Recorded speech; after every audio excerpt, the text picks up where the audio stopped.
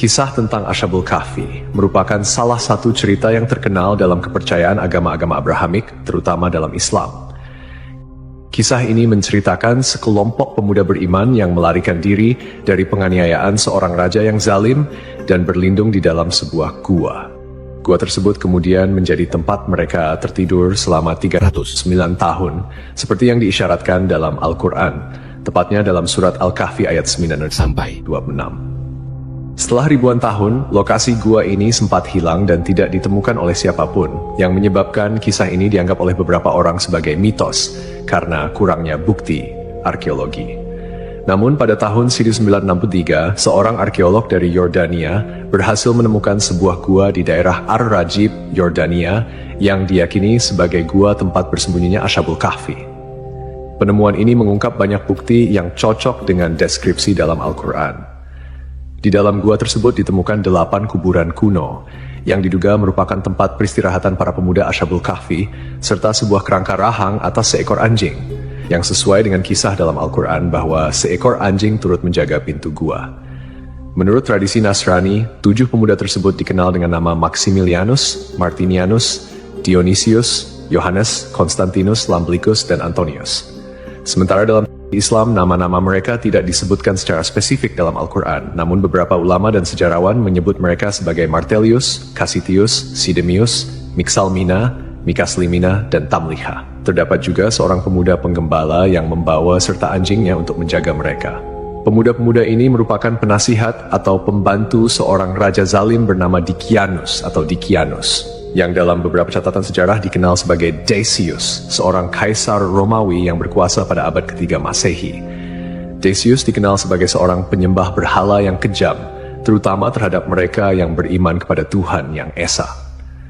Para pemuda ini melarikan diri dari ancaman hukuman mati yang dijatuhkan oleh sang raja karena mereka menolak untuk menyembah berhala dan tetap teguh pada keimanan mereka kepada Allah. Setelah tidur, para pemuda tersebut bangun dan mendapati bahwa keadaan dunia di sekitar mereka telah berubah. Orang-orang di sekitar mereka telah memeluk agama Tauhid dan kepercayaan kepada Tuhan yang Esa sudah tersebar luas. Bukti ilmiah dari penemuan gua ini memperkuat keyakinan akan kebenaran kisah Ashabul Kahfi. Penemuan arkeologis seperti kuburan kuno dan kerangka anjing di mulut gua sejalan dengan narasi yang terdapat dalam Al-Quran. Selain itu, penemuan ini juga menunjukkan bahwa kisah Ashabul Kahfi bukan sekadar mitos, melainkan sebuah peristiwa sejarah yang nyata, yang tercatat dalam literatur agama dan didukung oleh bukti-bukti fisik. Dalam Al-Quran, Allah Subhanahu wa Ta'ala berfirman mengenai jumlah mereka dalam surat Al-Kahfi ayat 22. Nanti ada orang yang akan mengatakan jumlah mereka adalah 3 orang, yang keempat adalah anjingnya, dan yang lain mengatakan mereka itu 5 orang, yang keenam adalah anjingnya sebagai terkaan terhadap barang yang gaib. Dan yang lain lagi mengatakan mereka 7 orang, yang ke-8 adalah anjingnya. Katakanlah, Tuhanku lebih mengetahui jumlah mereka, tidak ada orang yang mengetahui bilangan mereka kecuali sedikit. Ayat ini menegaskan bahwa hanya Allah yang mengetahui jumlah pasti dari pemuda-pemuda tersebut, dan tidak ada seorang pun yang memiliki pengetahuan pasti kecuali mereka yang diberi petunjuk oleh Allah. Ashabul Kahfi, seperti yang disebutkan dalam Al-Quran surat Al-Kahfi ayat 11, tidak hanya merupakan bukti kebesaran Allah, tetapi juga mengandung detail-detail yang menunjukkan mukjizat dan keajaiban yang hanya bisa diketahui melalui wahyu. Dalam tafsir Ibnu Katsir, dijelaskan bahwa anjing yang menemani para pemuda tersebut juga ikut tertidur di dalam gua bersama mereka. Allah Subhanahu wa Ta'ala berfirman, "Dan kamu akan melihat matahari ketika terbit, condong dari gua mereka ke sebelah kanan, dan bila matahari terbenam, menjauhi mereka ke sebelah kiri, sedang mereka berada dalam tempat yang luas dalam gua itu." Itu adalah sebagian dari tanda-tanda kebesaran Allah. Barang siapa yang diberi petunjuk oleh Allah, maka dialah yang mendapat petunjuk. Dan barang siapa yang disesatkannya, maka kamu tidak akan mendapatkan seorang pemimpin pun yang dapat memberi petunjuk kepadanya. Para peneliti yang mempelajari gua ini menemukan bahwa celah masuknya sinar matahari ke dalam gua memang sesuai dengan deskripsi yang ada dalam Al-Quran. Celah gua di sebelah selatan mengarah ke barat daya. sehingga ketika seseorang berdiri di dalam gua pada waktu sore, sinar matahari akan bergerak ke arah kanan dan memberikan ruang untuk melihat pemandangan luar gua. Pada waktu siang hari, sinar matahari tidak masuk ke dalam gua, sedangkan saat matahari terbenam, sinar tersebut hanya sedikit dan sesaat memasuki gua. Fenomena ini sangat menakjubkan karena menggambarkan akurasi detail yang disampaikan dalam wahyu yang kemudian dibuktikan oleh penelitian modern. Selain itu, ditemukan pula tulisan dalam berbagai bahasa kuno di dinding gua yang mengisyaratkan tentang keesaan Tuhan.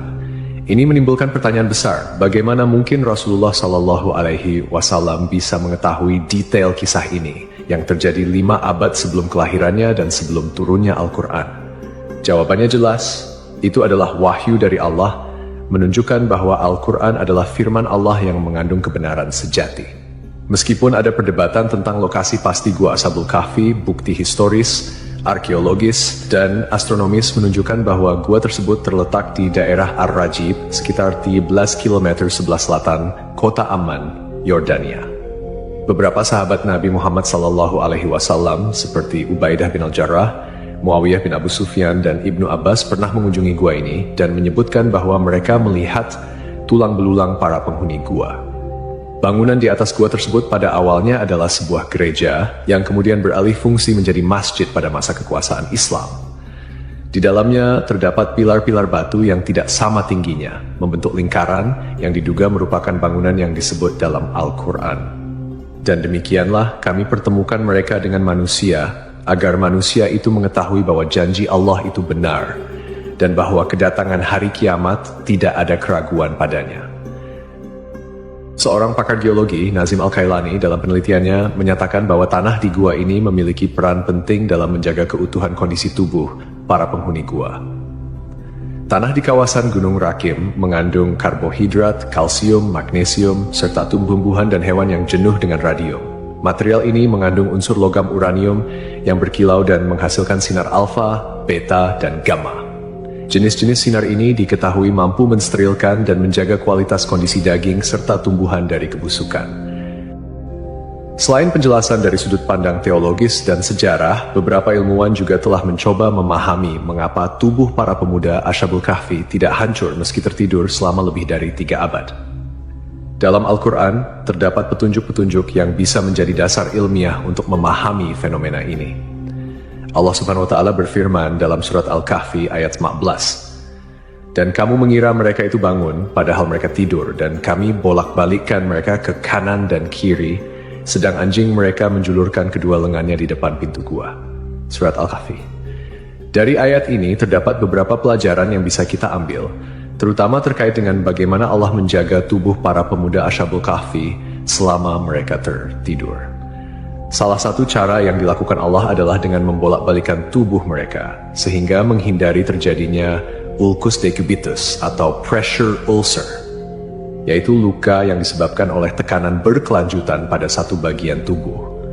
Jika seseorang berbaring dalam satu posisi dalam waktu yang sangat lama, aliran darah ke bagian tersebut bisa terhambat, yang akhirnya menyebabkan kerusakan jaringan karena kekurangan oksigen dan nutrisi. Dengan memutar posisi mereka secara berkala, Allah menjaga integritas tubuh mereka.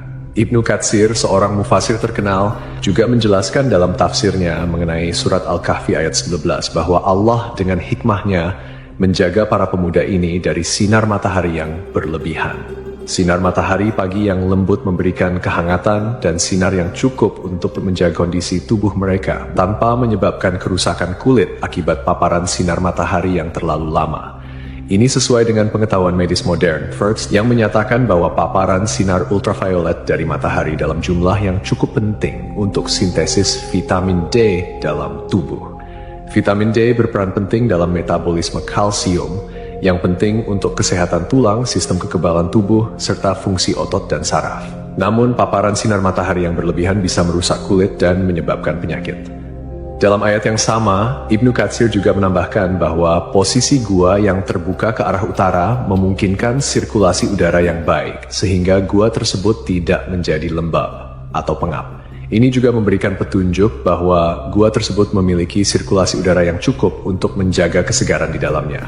sehingga para pemuda itu tetap dalam kondisi yang baik meskipun tertidur dalam waktu yang sangat lama.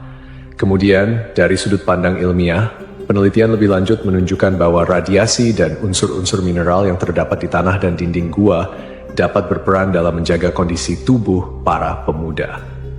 Seperti yang dijelaskan oleh Nazim Al-Kailani, unsur logam uranium yang ada di gua tersebut memancarkan radiasi yang dapat membantu mensterilkan tubuh dan mencegah pembusukan. Ini adalah bukti lain dari kekuasaan Allah yang mengatur segala sesuatu dengan sangat sempurna.